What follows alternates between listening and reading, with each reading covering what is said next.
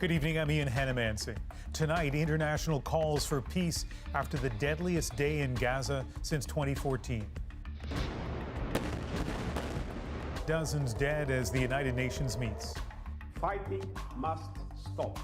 While tensions there are felt here. Also, tonight, Canadians get vaccinated. I'm feeling that this is a bit of a turning point in our campaign. More Canadians are eligible than ever. The high cost of COVID restrictions for Ontario's farmers and farm workers. What do you think of those regulations? I think they're inhumane. I think they're horrible. How strict rules meant to prevent outbreak among migrant workers are dividing an Ontario community. Plus, the undying hope of Leafs fans. Bleed blue, speak blue, and I don't think there's any other colors. Is it their year? This is The National. From the moment fighting erupted between Israeli forces and militants in Gaza, civilians have been paying the price. And today, after nearly a week of fighting, what could be the deadliest moment yet. 3 buildings flattened in Gaza, at least 42 people killed, according to Palestinian medics. The anguish mounting with the spiraling death toll. Nearly 200 Palestinians and 10 Israelis killed in the conflict to date. Tonight, the latest in the ongoing tragedy and the diplomatic struggle to stop it. Margaret Evans is in Jerusalem again tonight. And Margaret, take us through the latest in this escalating violence. Ian, it has been a particularly difficult day for the people of Gaza. Grief can feel silent. And that's how the images coming out of Gaza felt this morning. People digging for survivors under the rubble of buildings brought down by Israeli airstrikes. Here they're calling for someone named Mohammed. Too often there is no answer, and too often the victims are children. More than 50 have died in Gaza so far, according to health officials. There is no way to measure the suffering. A life of a child matters. Today, the International Committee of the Red Cross called on world leaders to pressure both sides to stop the fighting now. Suhair Zakut is with their Gaza office. Civilians should be spared the attacks. Both direct and indiscriminate attacks are prohibited by international humanitarian law. Israel insists it tries to avoid civilian casualties. Yesterday, this scene was captured of a Gazan property owner begging an Israeli military official to allow journalists more time to collect their belongings from a building earmarked for destruction. They're not going to get weapons, he's saying. They're going to get their work gear. Israel says Hamas was employing a typical technique of hiding assets behind civilian shields. In an interview on U.S. television today, the Israeli Prime Minister Benjamin Netanyahu pointed to the 1-hour warning given to the journalists as an example of Israeli care. It wasn't luck. It's because we took special pains to call people in those buildings to make sure that the premises were vacated. Netanyahu says there will be no end to the Israeli campaign until the Hamas threat is neutralized. And Hamas and other militant groups are still firing rockets into Israel. Most are shot down by Israel's anti-missile defense system, Iron Dome. But the sheer amount of rocket fire is terrifying because some do get through. They've already killed 2 Israeli children, and today one hit a synagogue in Ashkelon. There are now fears fighting will intensify even further as Hamas and Israel look to apply maximum damage ahead of any ceasefire. That means more fear ahead for Israelis and Palestinians alike. We're afraid because the bombing is random and the houses fall on their inhabitants, says Mohammed Shahada, who lived on the Gaza Street, bombed earlier in the day. With little chance of escape from a territory still under blockade, there is nowhere to run in Gaza, leaving many with no option but to surrender to the hobbling rhythm of a story repeating itself. And Margaret, the turmoil hasn't been confined to Gaza today. That's right, Ian. There are a number of different fronts, and one of them has been growing Palestinian anger over what they see as Israeli attempts to expel them from occupied East Jerusalem, and one neighborhood in particular. And tonight, a Palestinian man smashed his car at speed into an Israeli checkpoint at that neighborhood. He was then shot dead by Israeli security officers who've been bringing in giant concrete blocks, maybe to build some kind of barricade, but this really does have the potential to turn into another flashpoint, reigniting demonstrations over East Jerusalem, potentially with the power to prolong what's actually happening in Gaza. Margaret Evans in Jerusalem tonight. Thank you. The head of the United Nations is urging an end to the violence. The UN Security Council met in a virtual session today on the Middle East. Katie Simpson takes us through the growing calls for a ceasefire. In the first public meeting of the UN Security Council since the escalation of violence, the Secretary General called the hostilities appalling, demanding an immediate ceasefire. This latest round of violence only perpetuates the cycles of death, destruction and despair, and pushes farther to the horizon any hopes of coexistence and peace. Fighting must stop. Members widely condemned the loss of civilian life after listening to the top representatives of both sides, who took aim at long-standing grievances, as is often the case with these meetings. The Palestinians spoke first. Israel is the armed thief who has entered our house and is terrorizing our family. The Israelis followed. Hamas targets civilians. Israel targets terrorists. With pressure mounting, the U.S. offered to help reach a truce. The United States has made clear that we are prepared to lend our support and good offices should the parties seek a ceasefire. But the U.S., one of Israel's closest allies, faced some criticism for hampering previous attempts to come up with a joint statement on the violence. Criticism from its adversary, China. Regrettably, simply because of the obstruction of one country, the Security Council hasn't been able to speak with one voice. President Joe Biden, who spoke separately to Israeli Prime Minister Benjamin Netanyahu and Palestinian President Mahmoud Abbas yesterday, promised to continue engaging both sides in a pre-taped message for the Muslim community to mark Eid. Palestinians and Israelis equally deserve to live in safety and security and enjoy equal measure of freedom, prosperity, and democracy. Canada doesn't sit on the Security Council. When asked for comment, the federal government pointed to a Saturday tweet by the foreign minister, urging all parties to take immediate steps to end the violence. Katie Simpson, CBC News, Washington. Echoes of the tensions in the Middle East were felt in Canada this weekend as demonstrators for both sides took to the streets.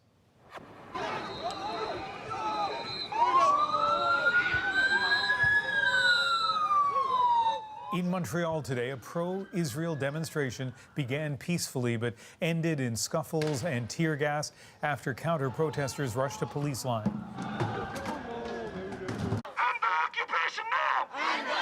Saturday, there were pro-Palestinian demonstrations across the country, most peaceful, some tense. Police laid charges against 2 individuals at the massive protest over the weekend in Toronto. Police also aware of this video circulating on social media, which appears to show pro-Palestinian demonstrators attacking a man. We believe that that assault has to do with that protest. We're actively investigating it. Police are asking for witnesses to come forward. Toronto's mayor and Ontario's premier put out statements condemning hate and anti-Semitism. And on to another story today in a Toronto neighborhood. In the middle of the afternoon, gunfire erupted. Dozens of bullets were fired. At least one man was killed and the suspect or suspects got away. Linda Ward shows us the aftermath. I was just coming to go get my laundry and I heard gunshots, so I run for my life. A sunny Sunday afternoon marred by gun violence. 4 men shot, 1 pronounced dead while children played nearby. We have kids and we could be sitting out there and, so it's really scary. It's really scary. In a broad daylight.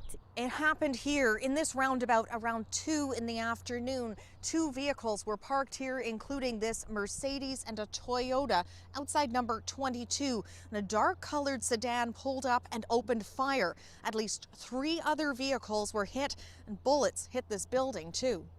The Toyota took off, stopping up the road. The people inside tried to run away but collapsed. Police found 2 other victims in the Mercedes.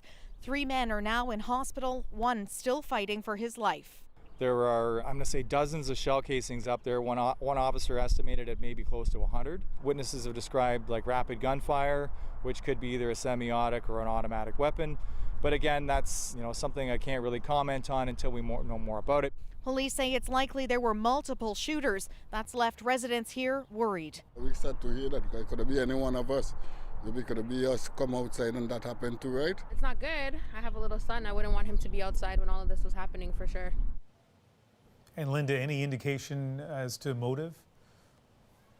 Ian, at this point, police are just saying it's much too early to determine that. They will say that they do believe that this was a targeted shooting, and there was another shooting in the city just a little bit earlier in the day. I won't say if that's connected at this point or not, but they are looking to speak with those people who are in hospital to find out as much as they can about who might be responsible and just why they would do something like this in broad daylight. Ian. Linda Ward in Toronto tonight.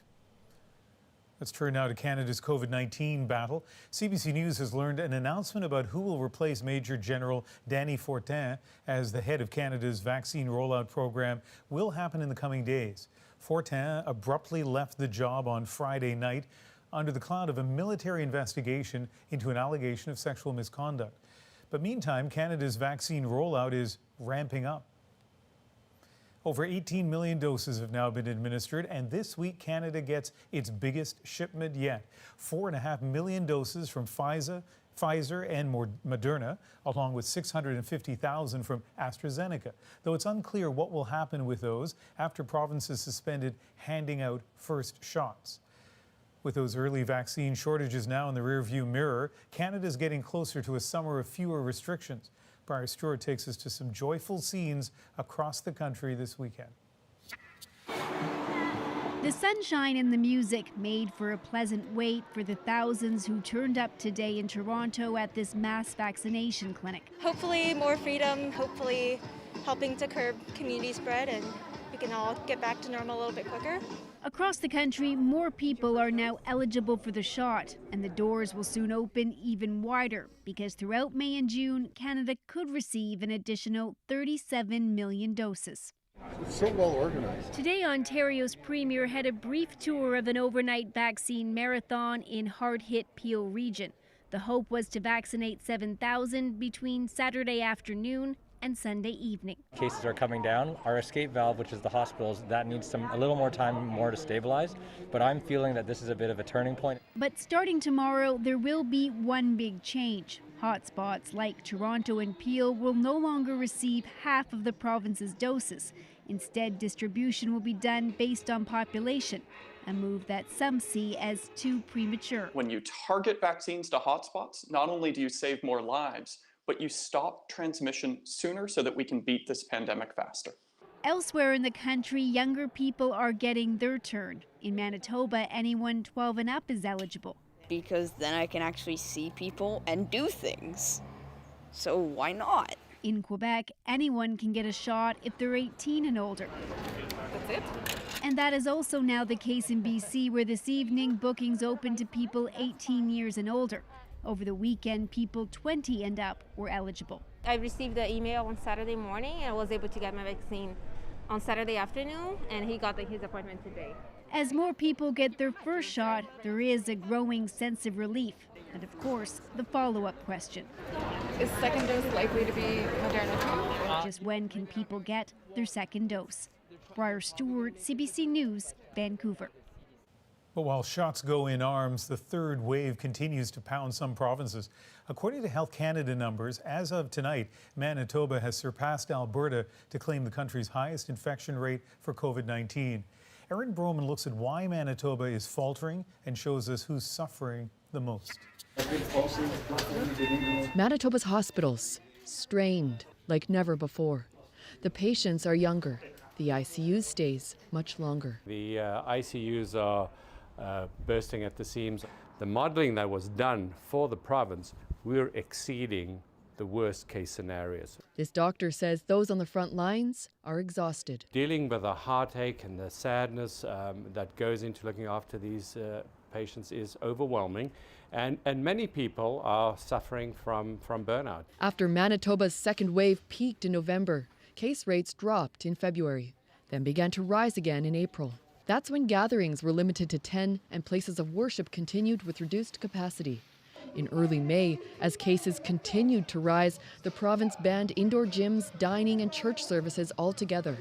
This past week, schools in Winnipeg and Brandon went to remote learning. The restrictions were put in place that weren't firm enough. They weren't strong enough. We had a lot of weak spots. And even with these latest restrictions, we still have weak spots. We have retail that is allowed to be open at 10% for non-essentials. This week, a grim milestone. COVID-19 has killed more than 1,000 Manitobans. So that's my brother and I just outside our house. Dennis Langrel, one of them, was an avid golfer who got sick at home and tried to tough it out. A great shock, a double shock in a way. First to lose him and then to realize it was COVID that carried him off. We think you guys are on the right side of history. Langrel's family has a message for protesters who gather each weekend. It's a bit of a slap in the face, actually. I think a lot of people who've lost members of their family to COVID feel that memory is being disgraced. He asks people to follow the orders and get the vaccine. About 13,000 are doing that per day, offering much needed hope on a still bleak horizon. Aaron Broman, CBC News, Winnipeg. India's COVID outbreak may be stabilizing. The number of daily new cases is falling, but the country's still reporting more than 4,000 deaths a day, and that's creating another problem. Bodies are now washing up on riverbanks or being found in shallow sand graves. And riverside burials aren't new, but the sheer number right now has police pleading with people to stop. Some blame the high cost of cremation and performing last rites. And starting today, Italy is reopening to tourists. Visitors from the European Union, Israel, and Britain no longer have to quarantine when they arrive, as long as they have proof of a negative COVID test. Canada isn't on the list yet, but Italy says there are plans to operate special flights from Canada soon. Mexico battled its biggest COVID wave at the beginning of the year. That's when a Calgary woman, desperate to help her family back home, bought an expensive oxygen device to send to them, but the package never arrived. Now she's going public to our Rosa Marcatelli. These are happier times Eva Oscus likes to remember with her family in Mexico before many of them, including her grandma, got sick with COVID in January. I was not able to be there with my family. My grandma was like my mother to me. Oscus was desperate to help. Medical care and supplies in the area were scarce. It was awful. There was resellers. They were reselling the oxygen, like the oxygen tanks, 4 or 5 times the price. So people who don't have the money, they will die. So she bought a $2,400 device that turns ambient air into a pure form of oxygen and paid UPS more than $1,200 to ship it. She was assured it was taken care of. It wasn't. Her grandma passed away the day it was shipped, and the oxygen device never made it to other sick family. It was stopped in Mexico over a missing permit, a permit UPS later admitted it should have told Oscus about. Right. Something the UPS store should have communicated. Like Oscus, customers often rely on the information they get from service agents, not realizing the fine print can say something very different. That's the case with UPS. Despite what Oscus was told and what's in the marketing material online, the fine print says customers are responsible for any documents required. So whatever a person says to you at the point of sale is probably not going to form part of the contract. For Oscus, things got worse before they got better. She asked the company to ship the device back. UPS charged her another $400 to do it. And when it arrived, it was damaged. She asked for reimbursement, but says she was ignored. We are not rich, right? During COVID time, My grandma passed. Everybody was sick. So stressful times. And that UPS is not answering. That's until Go Public started asking questions. UPS Stores Canada has now resolved the issue with OSCUS, but is keeping the details confidential. Rosa Marcatelli, CBC News, Go Public. Our Go Public stories come from you, so if you have a tip for the team to investigate, send an email to gopublic@cbc.ca. The pandemic has slowed immigration in more ways than one. CBC News has learned there's a backlog of more than 100,000 people waiting to take their citizenship test. Rafi Boudjikanian shows us the problem that poses. Have I got the email yet? Do I need to prepare for my citizenship test? Meenakshi would love to help other people find a home. I'm interested in real estate and I'm studying for that. So instead of focusing completely on my study, this is one thing back in my head about my application, that why I am left behind. In parts of India where she's from, it's not uncommon for some to only have a first name. She'd like to legally change that to work in real estate here, a challenge as she's been waiting to take a citizenship test for 3 years, a scheduled date cancelled at the start of the pandemic. I feel betrayed. Immigration Canada began online citizenship tests at the end of last November, hoping to minimize a pandemic-related backlog. Data an advocacy group obtained through an access to information request shows as of 3 months ago, close to 103,000 applicants have been waiting for more than a year. Many close to that last step, just looking for that test invite. I wouldn't say they were apologetic. Ben Mansoura got to take a test in December. He had to lodge an access to information request about himself just to find out he passed. Now he's still waiting for a background check and a language evaluation. I feel unwelcome here. Immigration officers have had to scramble for this last year as well. This immigration lawyer says it hasn't been easy for government to adapt to the online world, but that doesn't explain people waiting for over a year. It appears clear that there was delays on some applications well before this pandemic. Keep the faith. More digital testing and citizenship ceremonies are coming to you. Ottawa's now sent out more than 65,000 test invites. But with the current backlog, it will take some time to catch up, and new applications arrive every day. Rafi Boudjikanian, CBC News, Ottawa. Strict pandemic rules in one Ontario community were meant to protect migrant farm workers. What do you think of those regulations? I think they're inhumane. I think they're horrible. Up next on The National, why those restrictions may have gone too far. Plus, after the longest championship drought, could this be the year for the Toronto Maple Leafs? I think this will be the most significant year in the history of the Stanley Cup. Fans share their hopes for the pandemic playoffs. They said it can't be done, but we're bringing home the cup in 2021. And later, an Ottawa bus crash survivor's moment on the track. And how do you feel? Shaking. We'll be right back.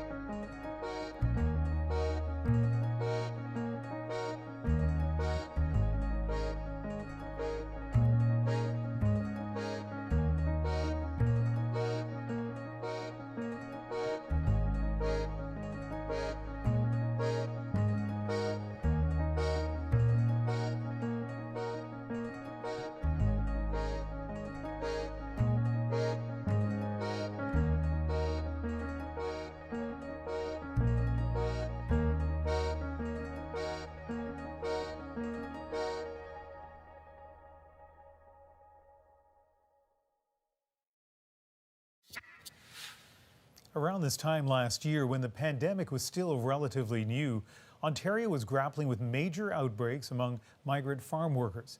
This year, strict new rules have been brought in one particular county.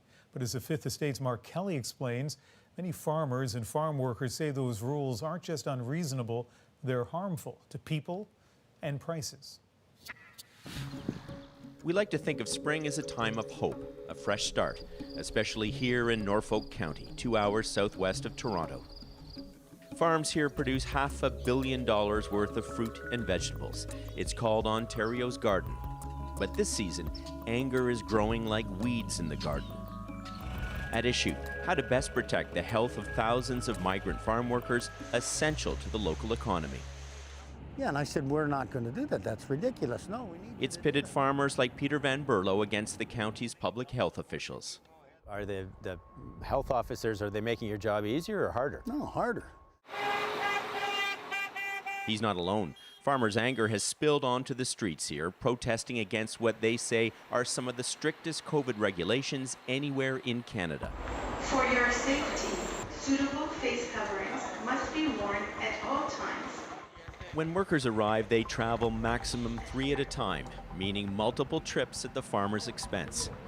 So this is where the men hang out, right? And they quarantine 3 per bunkhouse, no matter how big the bunkhouse. So farmers need hotel rooms to quarantine all their workers. At 14 days, the costs of rooms and meals quickly adds up. Some common sense could say, hey, that really doesn't make sense, let's do it this way. And yet we're not allowed. We're dictated, this is how you're going to do it, whether it makes sense or not. The food being on the floor is a huge issue for them. Leanne Arnell has been hired by some farmers to check on the lockdown workers at the hotels. Where they can't even get outside and have fresh air. And what do you think of those regulations? I think they're inhumane. I think they're horrible. Many workers feel the quarantine measures are excessive, given they're tested 3 times before they can work. It's unjust and harsh treatments that we have to go through. You know, we provide, essential services, for Canada. We're here to work, and, our jobs means a lot to us. I'm going to meet a farmer who has operations in Norfolk and neighboring Elgin County. 1 farm, 2 different sets of regulations, and Norfolk's are far stricter. There is a level of frustration when no one can seem to explain to us how somehow or other Norfolk has to have a whole series of different regulations than the rest of the country. The stakes are high. Scotland Group has been linked to 217 cases. Last season, Norfolk had the biggest single outbreak on a farm in Ontario. 1 man died there. The responsibility lies on the federal government, which makes the rules, particularly during quarantine. I'm not defending these actions by the public health officer. I would say, on the whole, he's one of the better ones. Norfolk's mayor says she wishes the county's medical officer, Dr. Shankar Nezarathai, would consult before imposing regulations. The decisions are made entirely in a silo with zero input from either myself as the chair or collectively from the members of the Board of Health. Do you support these regulations? I do not. We asked Dr. Nezarathai for an interview to explain the science behind his regulations, but he wouldn't speak with us. In an email, his office said the regulations were necessary to help protect the workers, adding there have already been some 30 outbreaks in Norfolk County this season alone, including 1 on Peter Van Berlo's farm. Van Berlo says 1 worker tested positive while in quarantine, then tested negative days later. He says declaring it an outbreak is overblown. I'm not saying this COVID isn't real. I'm not saying any of that. It's our biggest concern. We're more concerned than anybody else. But is it true it's an outbreak? Hell no. So far this season, Norfolk has had 51 COVID cases, far less than any other farm-heavy counties in Ontario. But each time an outbreak is declared, the arrival of new workers is paused, causing labor shortages. And then if the folks here in Canada want access to crops that require a lot of labor, where will we get those from? Well, there's always Central and South America. There's the Far East, there's China. Is that where we want our food coming from? You don't think the price of food is going to go through the roof because of all these, and I hate to say ridiculous rules that don't make any sense. We could have done this in a lot better, productive way and still be safe. But you see that as the downstream effect, that there would be the possibility of an increase in the price of food? Absolutely is. It's not a possibility. It's going through the roof. 80 migrant farm workers are now drafting an Ontario human rights complaint against Norfolk's medical officer of health. Farm workers have been coming here for 55 years. This is the first time in history where they've actually stood up and had a voice and used their voice, where they've actually said, we will not take this anymore. For his part, Dr. Nesarathai is resigning at the end of the month. With no successor in place, his regulations will stand for now, as will the debate over whether his regulations were based on facts or fear. Mark Kelly, CBC News, Norfolk County. Up next, the Toronto Maple Leafs prepare to take their shot in the playoffs. Go, Leafs, go! Toronto, time to stand up. Go, Leafs, go! Everybody get your hands up. What a Stanley Cup win during the pandemic would mean to them. And later, what happens when inclusive fashion becomes exclusive? We'll be right back.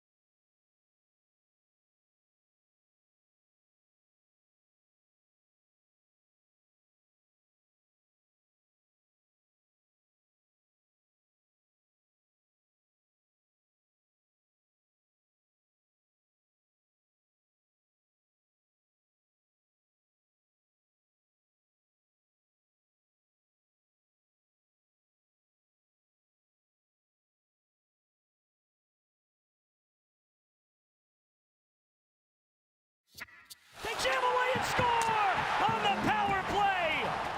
The quest for the Stanley Cup is now underway. This is the second and hopefully last NHL playoff season under the cloud of COVID. And for long-suffering Toronto Maple Leaf fans, there is hope this year will be different. It has been 53 years since the Leafs hoisted the cup, the longest drought in hockey. But they come into these playoffs strong, first in their division, sixth in the league. Still, after decades of disappointment, fans have learned to temper their excitement with caution. Nick Purdon talks to three Toronto diehards about why they will never lose faith.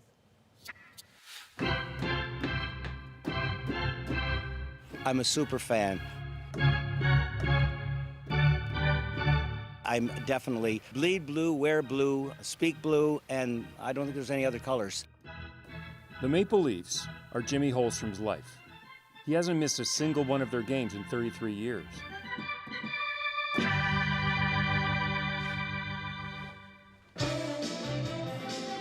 Jimmy is an example of how Maple Leaf fans are some of the most dedicated in all of sports.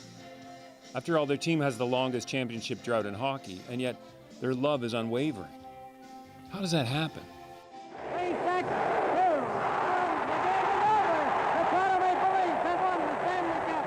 Jimmy's blood turned blue the last time the Leafs won the Cup, way back in 1967, when he was 8. I deked out of school and ran over to the parade. And because I was little and squirmy, I got to the front of the crowd. And then I saw the players go by in the cars, and my favorite hockey player at the time was George Armstrong. He picked me up and put me up in the car. And we went a couple of blocks before I realized I'm going to get lost. And if I wasn't a Maple Leaf fan true and true by then, I was sold. Jimmy became a school teacher in Toronto, and then one day he landed his dream job. I've been the organist for the Toronto Maple Leafs and certainly humbled and proud of it. As the team's organist for 3 decades, Jimmy has been the conductor for the fans' roller coaster of emotions. So if anyone understands the beating heart of the Maple Leaf, it's him. The Toronto Maple Leaf fans, like me, Saturday night, are just dying to see our team win. It's just all about the blue and white. And when we lose, we don't get down. We don't jump on and off the bandwagon. We're there for good. And it could be this year, it could be next year, it could be 20 years. This doesn't matter. It's our team. go Leafs go! Toronto, time to stand up. Go Leafs go! Everybody get your hands up. Go Leafs go! From the front to the back, this is our game. Everybody knows that. Go Leafs go! I've been making music since I was 12, so I rap about so many different things, but specifically for the Leafs, it was just out of love, right? Go Leafs go! Yeah, we had enough. We want to taste the 67. Yup, we want the cup. Go Leafs go! Yeah, Azim Huck and his nephews are all in on the Leafs. Go Leafs go! But Azim's love affair started somewhere unusual, in hospital. I was born with spina bifida, so the doctors didn't think I was going to be able to walk. And throughout my life, I had various surgeries, over a dozen. It was during one of his visits to sick kids that something almost magical happened. I was scheduled for a test or something that day, and I knew the Leafs were coming, and there was nothing I could do to get out of this test, so I told my sister, hey, if the Leafs come by, tell them I said hi, or please try to get an autograph or something. She knew I was a big Curtis Joseph fan, and Cujo actually came room to room to say hi to everybody, and I missed him. And I was like so torn about it. Yeah. But then later in the day, a nurse comes by and he says, hey, Cujo was looking for you. He said that there was somebody missing in this room. He's here right now. Can we go see him? I'm like, of course. Cujo is asking for me. So when I went down and I saw him, it was just amazing to see that this guy didn't need to do that, right? To go out of his way to remember, hey, I was missing in that room. It was really special. Meeting Leaf legend Curtis Joseph motivated Azim to work harder on his rehab. It has such an impact that today he gives back too. Azim is a professional musician and has donated $10,000 from his earnings to the hospital where he met his hero. Go Leafs go! They said it can't be done, but we're bringing home the cup in 2021, so... If the Leafs won this year, the whole thing, the Stanley Cup, it would mean the world to me. Not just to me, I know this whole city would be going crazy. From the front to the back, this is our game. Everybody knows that. Toronto all the way. Go Leafs go! Hey, hey, hey. Coming our way soon. Toronto Maple Leafs, Stanley Cup champions. Jim Vigman fell in love with the Leafs the first time he saw them live. His passion grew so much that when the opportunity came, he went all in and bought a unique piece of Leaf history at auction. I thought it was an iconic piece from an iconic institution, the Maple Leaf Gardens. It was the throne, the only toilet in the men's dressing room. Just think of all the famous people that sat there. You heard right. Jim bought a toilet without plumbing for $5,300. It's just a piece of Leaf lore that I'll have and that I'll give to my kids when the time comes. Well, here we are. It's time to flush COVID and our memories of it down the toilet, and it's time to crown Toronto Maple Leafs Stanley Cup champions. Jim has another message, a more serious one. He thinks the pandemic has given winning the Stanley Cup new meaning. We've suffered so much. Individuals have died. We've all had to change our lives. We've had to adapt, including the hockey players. And it will give the people of Canada, specifically of Toronto, a reason to celebrate and say not all is bad in this world. You almost wish they'd win this year above all else. This is the year that I want them to do it. I think this will be the most significant year in the history of the Stanley Cup. These days, in the midst of a pandemic, we all need something to hope for, more than ever. And really, that's what the Stanley Cup is all about. Nick Purdon, CBC News, Toronto. The Leafs' first-round opponent in these playoffs is the Habs, the first time those two teams have met in a series since 1979.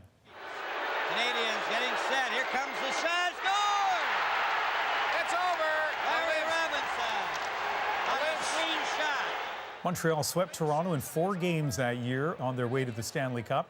And of course, there's another Canadian series, Edmonton versus Winnipeg. What's the best way to talk hockey on the National? Easy. Bring in one of the stars of Hockey Night in Canada to give us some insight. Elliot Friedman. Hi, Elliot. Hey, Ian, how you doing? I have to say to you, there's going to be a lot of Leaf fans who are going to be, by the time this series starts, just going to be going through old trigger warnings about that last series that you just mentioned. Yeah, well, you know what? I was in high school. I'm a Habs fan, so I had a completely different emotional reaction to those clips. Now, I know you're in contact with players all the time and coaches and GMs. Yeah. And so fans are making so much of this Toronto-Montreal matchup. What about the teams? I do think it is meaningful to them. Even if you're like not a Canadian like Austin Matthews, who's obviously a star player for the Toronto Maple Leafs, or you're a younger guy like Brendan Gallagher of the Montreal Canadiens, you understand what is at stake here. You understand how much is on the line. I think that if there's anything here anyone's disappointed about, Ian, it's just that we simply can't have fans right now. Can you imagine what those buildings would be like in Montreal and Toronto with the Maple Leafs and the Canadiens and their fans letting out their frustration at each other for the first time in more than 40 years? So I do think there's a recognition of what this is and how much it means, and they know that especially in a social media world, their fan bases will be all over it on Twitter. You're right. I've been in both those rinks during playoff games, and it is a shame we're not going to get that sort of electric feel in the arenas. Now, you're an NHL insider, so I wonder, let me challenge you, is there something you can tell us about this series that a casual fan and especially a non-fan might not know? Well, I think that one of the things that's going to be interesting about this is how patient the coaches will be. For example, after game number 1, both these teams, even though you can only dress 18 skaters and 2 goalies, they have extra depth. They have players who are good enough to play who won't be in the game 1 lineup. And for example, one thing I'm curious about is the team that loses game 1, will that coach be patient with his roster? Or will he be making changes immediately? I think there's a lot of pressure on both of these teams to win this series for different reasons. And I'm very curious to see, Ian, is if someone gets down, will the coach have the calm to ride the emotional wave, or will there be pressure to say immediately, we have to make changes and some good players have to go out? On another night, we'll give Winnipeg and Edmonton their due. Tonight, we only have about 30 seconds, but I got to tell you, one of my favorite things this year has been watching Connor McDavid, especially towards the end of the season. What are you looking for in that series? In every game this year against Winnipeg, Ian, he had at least 2 points. You can't stop him, but you have to contain him. Winnipeg must do a better job of slowing him down or keeping the puck out of his hands, or else they won't win this series. It is so nice having you on the National, and look forward to seeing you on Hockey Night in Canada. Thanks, Elliot. It's my pleasure, Ian, anytime. When we come back, a look at Nike's take on adaptive fashion. It was huge for me. I was very excited to see them adding that inclusiveness. So why did this sneaker miss the mark? Lessons for brands pushing for change. And later, bringing Atlantic Canadian scenes to life, one sketch at a time.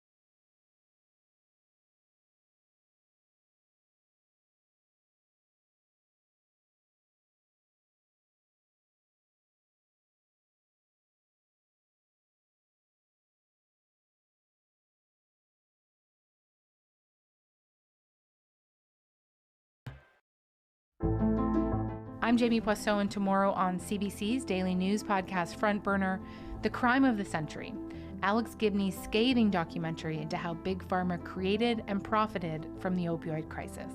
Subscribe wherever you get your podcasts. There's at least 200 meters, right? Marcy Stevens met her own challenge today when she walked 2 kilometers on her prosthetic legs for Ottawa race weekend. 2 years ago, Stevens was severely injured when an Ottawa city bus crashed at a station and killed 3 people. She says today's challenge is a way to thank those who helped her. Beyond prosthetic limbs, people with disabilities have growing access to clothing that's adapted for their use. From fashion to athletic gear, the new choices can be incredibly gratifying. Eli Glasner shows us what's out there, including one product that sold too well. If you could design a hands-free shoe, how would you do it? Nike's Go Fly Ease is marketed as a shoe for everyone. But watch carefully and you'll see they were created with the disabled community in mind. To support our adaptive athletes better. But when the shoes arrived, the support didn't. Talk about accessibility, am I right? Sneakerhead Louis Lingard loves Nikes. It was huge for me. I was very excited to see them adding that inclusiveness. But soon that excitement turned to frustration over the rollout. His rant went viral on TikTok. The shoe itself has been so hyped up and praised for its inclusiveness that it's became limited and resellers and bots gouged the price. The limited supply meant Fly Ease flew up in price as shoe collectors swooped in. Last time I looked, it was around $500, $600. Wow, okay, well, I will not be able to afford that. After she lost the use of her arms due to ALS, Christina Mallon learned how to adapt. Now she works for the Open Style Lab, an incubator focused on making fashion accessible. People with disabilities, it's the largest minority group in the world. His collection is very different. More than just shoes, the adaptive fashion industry is now worth billions. This Canadian designer with her own accessible clothing line welcomes the interest from labels like Nike and Tommy Hilfiger. To have these major brands coming in, it's kind of like shining a light on an industry that there was nothing. It was just she doesn't fault Nike's approach, but says it's a direction the industry is embracing. The world is really moving towards a more accessible space, and I look at it also as something called universal design. While Nike says it's working to increase supply, Mallon says working more closely with the disabled community could have avoided problems in the first place. I urge anyone that's creating experiences or products for people to really think that way, because every single person will become disabled at some point in their lives. Bringing the industry closer to creating comfort and clothing without barriers. Eli Glasner, CBC News, Toronto. Up next, finding inspiration in lockdown. When I started watercolor, I didn't think I'd be that good. A 12-year-old's surprising discovery and the response he's getting is next in our moment.